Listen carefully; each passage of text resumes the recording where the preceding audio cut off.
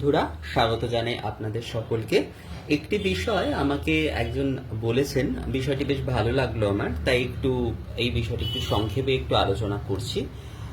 আমাকে অনেকেই বলেন যে দাদা অনেকটা বড় আপনি আলোচনা করেন, সেই জন্য অনেক সময় বুঝতে অসুবিধা হয়। আসলে আলোচনার বিষয়টা না সবসময় সংক্ষেপে বলে বোঝানো যায় না, বা আমি অন্তত ওভাবে পারি না যে ওরকম শুধু ভিডিও করার জন্য শর্টকাট শুধুমাত্র বলা, স্ক্রিপ্টেড টাইপের আর কি, আমি ওটা পারি না। সেই কারণে একটু বড় হয়ে যায় কিছু কথা বলতে গিয়ে। যাই হোক, আজকের যে বিষয়টি, যে যখন আমরা মূল পুজো করছি, সেটি যে পুজোই হোক না কেন, লক্ষ্মী পুজোই আমি ধরছি, যে লক্ষ্মী পুজোয় আমি যে মূল দেবতার যে পুজো করছি, অর্থাৎ মা লক্ষ্মীর যে পুজো করছি, তো সেখানে তো আমি একটি ধূপ নিবেদন করছি। তো সেই ধূপ পাত্রটি কি আবার অন্যান্য তার যে পার্শ্ব দেবতা আদি বা অন্যান্য এই যে পেচক পুজো আছে এবং অন্যান্য যে অঙ্গ দেবতা পার্শ্ব দেবতাদের পুজো আদি রয়েছে আর কি, তো তাদের ক্ষেত্রে কি সেই ধুনুচিতেই ধূপটি নিবেদন করতে পারবো, বা সেটি কি করা যাবে? তো এই ক্ষেত্রে আমি আপনাকে বলবো, যদি আপনি দুটো ধনুচি নেন, এক্ষেত্রে যারা ধূপকাঠি আদি দিয়ে করবেন আমি এখানে তাদের বিষয়ে বলছি না। এখানে যারা ধনুচিতে আমাকে জানতে চেয়েছেন যে দুটো ধূপ পাত্র অর্থাৎ ধনুচি পাত্র দিয়ে কিভাবে করব, তো এক্ষেত্রে একটি ধূপ পাত্র সেটি মূল পুজোর জন্যই অবশ্যই, অর্থাৎ এটি একদম যেরকম ওই যে এতে শৈবং ধূপায় নমঃ বলে একদম যে ধূপ নিবেদন যেরকম ভাবে করা হয় আর কি, একদম সেইভাবে করে যথারীতি বনস্পতি রসোদিতি আদি বলে তারপরে গায়ত্রী বলতে বলতে এটা একদম আবর্তন করা হবে। মানে ধূপ নিবেদনের যে পদ্ধতি, একদম ধূপ নিবেদন করার যে পূর্ণ পদ্ধতি, সেটা করে মূল দেবতার যে ষোড়শোপচার দশোপচার যাই হোক, সেই সময় এইটি নিবেদন করা হবে। তো এইটি সম্পূর্ণভাবেই হচ্ছে মূল দেবতার পুজো। এবং যেরকমভাবে ঠিক যথাযথভাবে যেরকম এত শৈবং ধূপায়নম এত গন্ধপুষ্পে ধূপায়নম এত গন্ধপুষ্পে তদধিপতে দেবায় শ্রী বিষ্ণবে নমঃ এতদ সম্প্রদানায় মুখ দেবী দেবী নমঃ বলে, তারপরে হচ্ছে বনস্পতি রসোদিব্য বলে এবং এইষ ধূপ অমুক দেবী দেবীই নিবেদয়ামি, তারপরে হচ্ছে গায়ত্রী আদি বলতে বলতে সেটি আবর্তন করব, 10 বার সেটি আবর্তন করব। তো এটি মূল যে দেবতার পুজো হচ্ছে, মূল যে দেবতার পুজো হচ্ছে, এটি হচ্ছে তার জন্য। এইবার এই যে ধূপটি, এই যে আরেকটি ধূপ যেটি আমরা প্রজ্বলন করব, এটিও কিন্তু আমরা একইভাবে করব, কিন্তু এটি কখনো আবর্তন করব না, এটি কিন্তু আমরা নিয়ে ঘোরাবো না, এটি প্রজ্বলিত রাখা হবে। আপনারা দেখবেন যে ধূপ দ্বীপ কিন্তু প্রজ্বলিত রাখা হয়, এবং সেই প্রজ্বলিত ধূপ দ্বীপেই কিন্তু এই যে জলের ছিটা দেওয়া হয় এবং পুষ্প আদি দেওয়া হয়। জলের ছিটা অবশ্যই সবসময় কিন্তু নিচে দিতে হবে, আমরা অনেক সময় ভুল করে এই উপরে দিয়ে দিই, কিন্তু জলের ছিটে অগ্নিতে সবসময়, অগ্নি প্রজ্বলিত থাকলে সেটা কিন্তু সবসময় নিচে দিতে হবে, এটাও একটু খেয়াল করার বিষয়। তো এই যে ধূপটি, এই যে প্রজ্বলিত যে ধূপটি, এটি প্রজ্বলিতই থাকবে, এটি কিন্তু আমি উঠিয়ে ধরে কিন্তু এটা আবর্তন করব না, এটি কিন্তু আমি আবর্তন করব না, এটি আবর্তন আমি করব না, এটি এভাবে প্রজ্বলিতই থাকবে।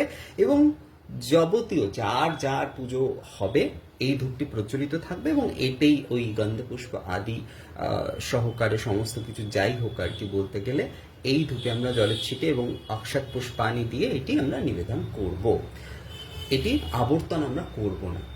এবার আরেকটা বিষয় বলি এটার ক্ষেত্রে, যদি আবর্তন করতে হয়, যদি আপনার মনে হচ্ছে যে না আমি ধূপটি নিয়ে একটু আবর্তন করব, অনেকেরই এটা মনে হতে পারে যে ধূপটি নিয়ে আমি আবর্তন করব, তো সেই ক্ষেত্রে আপনি ধূপের যে পূর্ণ মন্ত্রটি সেটি অক্ষত পুষ্পানি দিয়ে নিবেদন করবেন, অর্থাৎ বা অর্ঘ্য জলেও করা যায়, মানে যে সামান্য অর্ঘ্যের যে জল সেটি দিয়েও করা যায়। যেমন ওমেত শৈবং ধূপায় নমঃ এত গন্ধপুষ্পে ধূপায় নমঃ এত গন্ধপুষ্পে তদধিপতে দেবায় শ্রী বিষ্ণবে নমঃ এতদ সম্প্রদানায় বলে যে তাম্রপাত্র, মানে এই ধরুন একটি তাম্রপাত্র এখানে রয়েছে, তো এই যে পাত্রে পুজো হচ্ছে, সম্পূর্ণভাবে এখানে আপনি এই অর্ঘ্য জলে বা হচ্ছে এই গন্ধপুষ্প দিয়ে সম্পূর্ণ সম্পূর্ণ যে ধূপের যে বিধিটি সেটি করা হবে, সম্পূর্ণ সেই ধূপের বিধিটি আপনি করবেন। মানে এতে শৈবং ধূপায় নমঃ এতে গন্ধপুষ্পে ধূপায় নমঃ এতে গন্ধপুষ্পে তদধিপতে দেবায় শ্রী বিষ্ণবে নমঃ এতদ সম্প্রদানায় অমুক দেবী দেব্যে নমঃ ওম বনস্পতি রসোদিব্য গন্ধাটি সুমনোহরময়া নিবেদিত ভক্তা ধূপোয়ং প্রতিগৃহীতম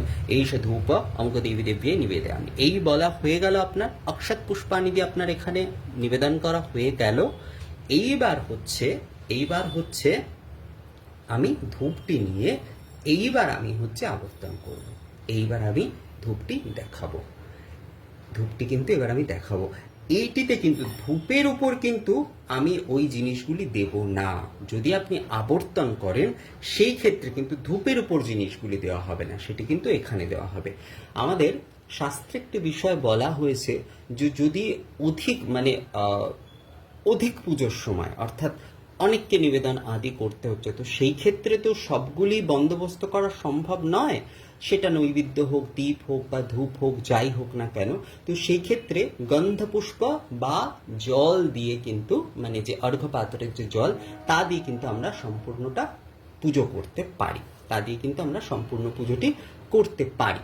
তো এটি সময় অভাবেও কিন্তু এটি করা হয়ে থাকে, সময়ের যদি খুব অভাব থাকে সেক্ষেত্রে করা হতে পারে। তো আপনি যদি ধূপটি আবর্তন করতেই চান তাহলে ধূপের উপর কিন্তু আপনি ওই যে নিবেদন আদি মানে সেখানে কিন্তু আর এইভাবে যে জলের ছিটে দিয়ে নিবেদন বা গন্ধপুষ্প যেটা সেটা দেবেন না, সেটি কিন্তু ওই পাত্রে দেবেন, সেটি কিন্তু এই যে তাম্রপাত্র সেখানে নিবেদিত হবে। এবং ওটি নিবেদিত হয়ে গেলে তারপরে আপনি ধূপটি ধরে মানে ধূপটি তুলে নিয়ে এবার আপনি আবর্তন করুন, তাতে কিছু সমস্যা নেই, তাতে একদমই কিছু সমস্যা কিন্তু একদম নেই। আর যদি আপনি আবর্তন করবেন না মনে করেন যে আপনি ধূপের উপরেই আপনি পুজোটি করবেন, তাহলে ধূপটি প্রজ্বলিত থাকবে, ধূপটি আপনি আবর্তন করবেন না এবং সেখানে গন্ধপুষ্প আদি দেবেন এবং ওই বারবার যেটি রয়েছে আর কি, অর্থাৎ সেটি আবর্তন করা যাবে না, সেটি আপনি আবর্তন করবেন না, সেটি প্রজ্বলিত থাকবে। দীপও তাই, দীপও একইভাবে তাই, দীপ এবং ধূপ দুটি কিন্তু প্রজ্বলিত থাকবে। সে প্রজ্বলিত ধূপ দ্বীপেই কিন্তু আপনার যত অঙ্গদেবতা পার্শ্ব দেবতার পুজো হবে, সেখানে কিন্তু আবর্তন আপনি করবেন না। আর যদি আবর্তন করেন তাহলে অক্ষত পুষ্পানি বা অর্ঘ্য জলে হচ্ছে আপনি তাম্রপাত্রে পুজোটি করবেন এবং তারপরে হচ্ছে ধূপটি ধরে হচ্ছে আপনি নিবেদন মানে আবর্তন করবেন, যে ধূপ ধূম্র সুগন্ধ ধূম্র যেটি সেটি দ্বারা দেবতাকে আবর্তন করবেন। আর মূল পুজোর যেটি সেটি যথাযথ নিয়মে, অর্থাৎ মূল পুজোর যেটি সেটি সেই নিয়মেই হবে। মূল পুজোর ধূপটি সম্পূর্ণভাবে আলাদা থাকবে, মানে হচ্ছে মূল পুজোর যে ধূপটি হচ্ছে সেটি একদম পূর্ণ নিবেদন হবে, যেরকম ভাবে যা নিবেদন একদম ধূপে ওই যে এতে শৈবং ধূপায় নমঃ আদি বলে যেরকম ভাবে যা হয় আর কি, সেই মূল দেবতার গায়ত্রী বলে লাস্টে মানে লাস্টে বলতে যে এসে ধূপ অমুক দেবী দেবী নিবেদে আমি বলে তারপরে গায়ত্রী বলতে বলতে যথারীতি হচ্ছে সেটি আবর্তন করবেন, 10 বার আবর্তন করবেন। তো মূল পুজোটি একদম পূর্ণভাবেই হচ্ছে। পার্শ্ব এবং অঙ্গ দেবতার যে পুজো হচ্ছে সেইখানে শুধু এইটা আপনাকে খেয়াল রাখতে হবে যে আপনি যদি আবর্তন করতে চান তাহলে গন্ধপুষ্প অক্ষত এবং অর্ঘ্য জলে হচ্ছে আপনাকে পাত্রেই দিতে হবে, আর এই ধূপটি নিয়ে আপনি আবর্তন করবেন। আর যদি আবর্তন না করতে চান তাহলে আপনি ধূপ এবং দীপটি প্রজ্বলিত থাকবে, সেখানেই আপনি হচ্ছে ওই গন্ধপুষ্প আদি দিয়ে বারবার যত আপনার মানে যতগুলি আপনি পুজো করবেন পার্শ্ব দেবতা অঙ্গ দেবতা যতগুলি করবেন তাদের ওইটি আপনি ওই প্রজ্বলিত ধূপদীপের সাথে কিন্তু আপনি করতে পারবেন। তো এইটি হচ্ছে ধুনুচির বিষয়। অনেকেই ভাবেন যে অতগুলি যদি অনেক পার্শ্ব দেবতার পুজো করতে হয় তাহলে আমরা অতগুলি ধুনুচি কিভাবে প্রচলন করব, না, অতগুলি ধুনুচির একেবারেই প্রয়োজন নেই।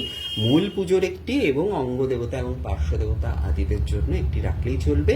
সেটি শুধু আপনি যদি আবর্তন করেন তাহলে গন্ধপুষ্পে হচ্ছে আপনাকে পাত্রে পুজো করে নিয়ে তারপরে ওটি আবর্তন করতে হবে, আর যদি আপনি আবর্তন না করেন তাহলে প্রজ্বলিতই থাকবে এমনি, এবং তার উপরেই হচ্ছে পূর্ণ পুজোটি করা হবে।